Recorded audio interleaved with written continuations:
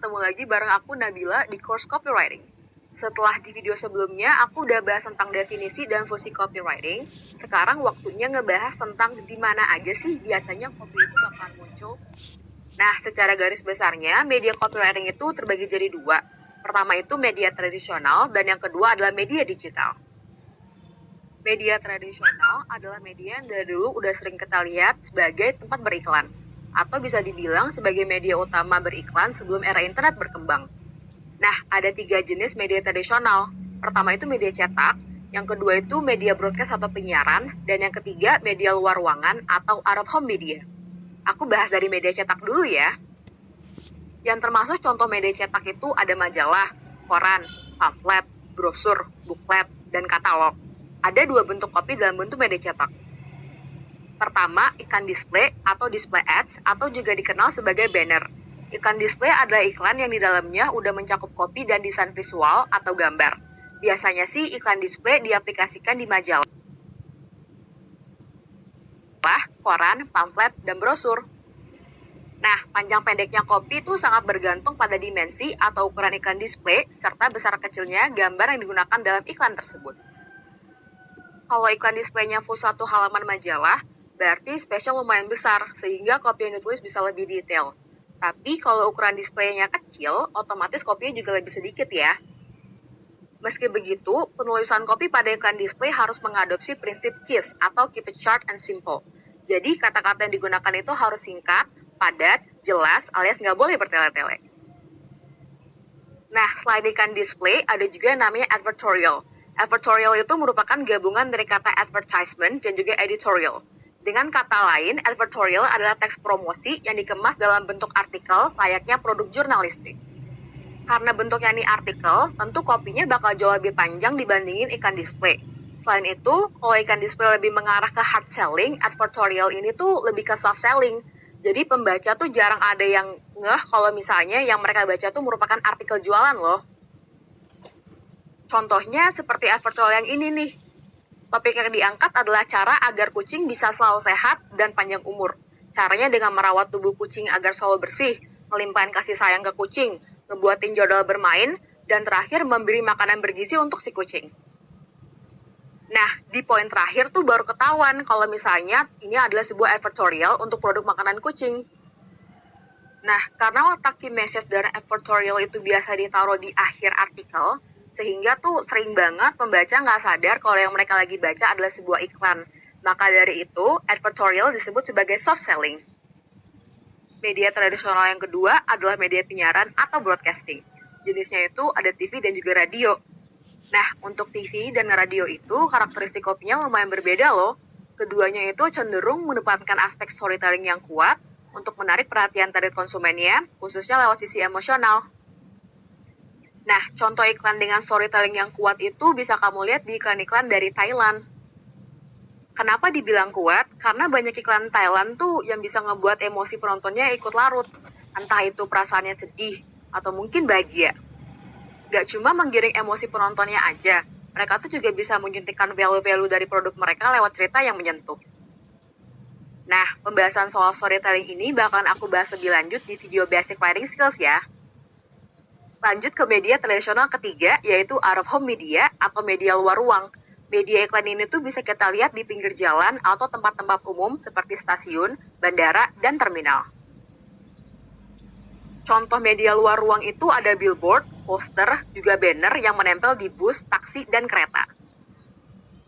Karakteristik media luar ruang tuh bersifat selintas. Maksudnya tuh apa sih? Jadi, penempatan media luar ruangan itu kan kebanyakan di pinggir jalan atau di tempat-tempat yang biasa kita lewatin gitu aja.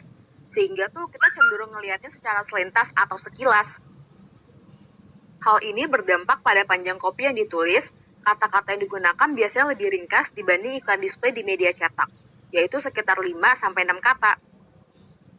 Kalau teksnya kepanjangan, gak bakal bisa dibaca semuanya dong. Berarti, goals dari iklan tersebut gagal tersampaikan. Selain itu, teks singkat dinilai lebih efektif dan mudah diingat. Makanya, kadang copy pada billboard itu tidak terlalu menunjukkan detail atau value proposition, tapi lebih mementingkan headline yang catchy atau menarik perhatian. Malah kadang lebih menonjolkan visualisasinya tanpa ada call to action. Masuk ke jenis media yang kedua, yaitu media digital. Nah, media digital ini juga macam-macam loh bentuknya. Pertama ada website. Iklan pada website ada bentuknya iklan display atau banner dan advertorial. Karakteristik banner tuh bisa dibilang mirip dengan media cetak, yaitu terdiri dari copy dan visual. Sehingga panjang pendeknya copy mengikuti ukuran banner dan besarnya gambar. Kalau kamu seorang in-house copywriter, nggak menutup kemungkinan sih, selain membuat copy banner, kamu juga akan menulis detail iklan atau promosi yang bakal muncul ketika banner tersebut diklik. Selanjutnya ada advertorial atau kadang disebut web copy. Karakteristiknya tuh mirip dengan advertorial di majalah atau koran. Cuman jumlah kata pada web copy lebih sedikit dibandingin majalah dan di koran. Perbandingan jumlah kata-katanya tuh sekitar 50% atau setengahnya. Misalnya, kalau kamu nulis advertorial di koran atau majalah mencapai 1000 kata, di website tuh cukup sekitar 500 kata aja loh. Alasannya, mata manusia tuh cenderung 25% lebih lambat membaca tulisan di layar dibandingin dengan membaca di kertas. Selanjutnya, mata itu juga bakal lebih cepat capek kalau misalnya terlalu lama menatap layar monitor. Nah, perbedaan selanjutnya itu terletak pada SEO atau Search Engine Optimization. SEO merupakan serangkaian proses yang dilakukan untuk meningkatkan traffic kunjungan web supaya web copy yang kamu tulis bisa muncul di halaman pertama Google. Terus, apa aja sih yang mempengaruhi SEO ini? Oke, pertama itu ada judul dan headline ke web copy kamu. Yang kedua, paragraf pertama atau 100 kata pertama dalam web copy tersebut. Di kedua bagian ini, kamu harus memasukkan keyword atau kata-kata yang biasanya digunakan orang ketika mencari sebuah topik. Ingat, keyword yang kamu pilih harus tetap relevan dengan isi web copy-nya ya. Jenis media digital yang kedua adalah media sosial. Contohnya Facebook, Twitter, dan juga Instagram. Copy yang akan muncul masih berbentuk iklan display atau banner. Nah, karena kecenderungan orang di media sosial itu kan nge-scroll feed dengan cepat, alias hanya melintas postingan secara sekilas. Maka, iklan display di media sosial itu harus eye-catchy dari segi desain dan juga copy. Kamu bisa tulis kata-kata yang bisa membuat target konsumen berhenti dan melihat postingan kamu lebih lanjut. Tapi jumlah kata-katanya jangan panjang-panjang ya. Idealnya tuh sekitar 25 karakter untuk headline dan maksimal 90 karakter untuk body copy-nya. Terkadang nih, kamu juga harus menulis caption sebagai penguat image yang diposting. Lanjut ke media digital ketiga, yaitu video digital. Konsepnya sama seperti iklan di TV, yaitu mengedepankan storytelling yang powerful. Bedanya, videonya bakal muncul di platform berbasis internet seperti YouTube. Media digital keempat itu adalah email marketing. Teman-teman pasti sering dapat kan email dari sebuah brand terkait promosi yang sedang berlangsung. Nah, itu tuh salah satu bentuk copy yang dibuat oleh copywriter. Tapi, jangan sampai tertukar dengan newsletter email ya. Newsletter email adalah email yang berisikan daftar konten gratis terbaru. Contohnya, postingan blog dari sebuah brand yang diterbitkan oleh tim konten marketingnya mereka. Intinya, email marketing itu lebih ditunjukkan untuk keputusan transaksional. Sedangkan, newsletter itu lebih untuk mengedukasi sekaligus menumbuhkan brand awareness kepada konsumennya. Karakteristik copy email marketing harus ringkas dan tidak bertele-tele. Untuk bagian subjek emailnya, jumlah kata yang digunakan idealnya sekitar 41 karakter atau 7 kata aja. Sedangkan untuk body emailnya maksimum 200 kata ya. Nah, dalam dunia digital marketing, khususnya email marketing, kamu tuh perlu tahu istilah open rate dan click-through rate atau CTR. Open rate adalah angka yang menunjukkan berapa banyak email kamu dibuka oleh penerima. Sedangkan click-through rate atau CTR adalah angka berdasarkan banyaknya orang yang ngeklik link yang tercantum di body email kamu. Semakin menarik subjek dan body email yang kamu buat, semakin besar pula angka open rate dan CTR yang dihasilkan. Media digital kelima adalah mobile apps. Di mobile apps, copy-nya juga akan muncul dalam bentuk display atau banner. Tapi ada ciri khas lain dari mobile apps, yaitu push notification. Push notification merupakan pesan notifikasi singkat dari sebuah aplikasi yang muncul di layar handphone kamu. Karakteristik copy push notification ini mirip dengan email marketing sih, harus singkat, padat, dan jelas, mengingat space-nya juga terbatas loh. Nah, panjang body copy push notification yang ideal itu sekitar 10-15 kata, dengan headline sekitar 5-6 kata aja. Menurut Localistics, push notification mengandung kurang dari 10 kata akan mendatangkan CTR alias click-through rate mencapai 8,8%. Sedangkan kalau kamu menggunakan lebih dari 10 kata, maka CTR yang dihasilkan akan lebih sedikit.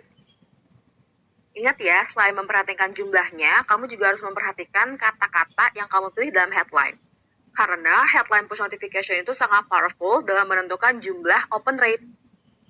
Kalau headline yang gak menarik, bisa-bisa target konsumenmu langsung hapus semua notifikasinya gitu aja, tanpa baca dulu isi push notification-nya. Karakteristik ini tentu berbeda ya dengan media cetak. Contohnya pamflet. Kalau di pamflet, kamu tuh bisa aja langsung tulis shocking sale diskon up to 70%. Sedangkan di push notification, kamu perlu memberi pertanyaan yang menggelitik target konsumen kamu, seperti mau tampil cantik tanpa mahal. Nah, tadi kan aku udah ngebahas soal jenis dan karakteristik media tradisional dan digital. Terus, kira-kira media mana sih yang paling efektif buat beriklan? Kalau teman-teman berpikir sekarang kan eranya internet, pasti media digital sih yang paling efektif.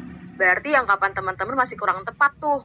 Karena menurut survei yang dirilis Marketing Sherpa, di 2017, media tradisional, khususnya media cetak, masih menjadi media yang paling dipercaya konsumen ketika mereka ingin membeli sebuah produk. Jika diperhatiin lebih lanjut nih, 4 jenis media yang ada di urutan 5 besar merupakan media tradisional, yaitu media cetak, iklan TV, iklan radio, dan juga media luar ruang. Sedangkan media digital yang paling dipercaya adalah email marketing, atau berada di posisi ketiga. Selain itu, ada sebuah studi komparasi terhadap efektivitas iklan produk cat di majalah dan video digital. Studi komparasi yang dilakukan oleh Gearsang di tahun 2017 ini menyebutkan, jika kedua media tersebut dinilai sama-sama efektif untuk memasarkan produk, baik itu efektivitas dari segi empati, persuasi, impact, dan juga komunikasi. Jadi udah tahu ya, jika kedua media ini tuh sama-sama efektif untuk beriklan. Selain itu, efektivitas media ini juga harus disesuaikan dengan goals marketing yang kamu buat. Nah, kalau kamu niatnya mau meningkatin awareness, media luar ruangan jadi pilihan yang tepat. Karena ukurannya yang cenderung besar dengan copy yang singkat. Sedangkan, kalau kamu mau meningkatkan sales, media cetak, TV, dan media sosial patut dipertimbangkan. Oke, setelah tahu berbagai macam media copywriting, bukan berarti copywriter tuh jadi boleh milih-milih nih. Mau nulis media cetak aja deh, atau mau di media sosial aja deh supaya lebih banyak yang nge-share. Nggak kayak gitu ya. Dengan banyaknya media copywriting, berarti semakin menambah challenge buat kamu sebagai copywriter untuk bisa menulis copy yang powerful dan menarik di berbagai macam media tadi, baik itu media tradisional maupun media digital. Nah, selanjutnya aku akan lanjut ngebahas soal basic knowledge for copywriter, tepatnya soal copywriting formula. Karena nggak cuma bikin kue, bikin copy yang menarik itu juga ada formulanya loh. So, tonton terus video selanjutnya. Sampai jumpa!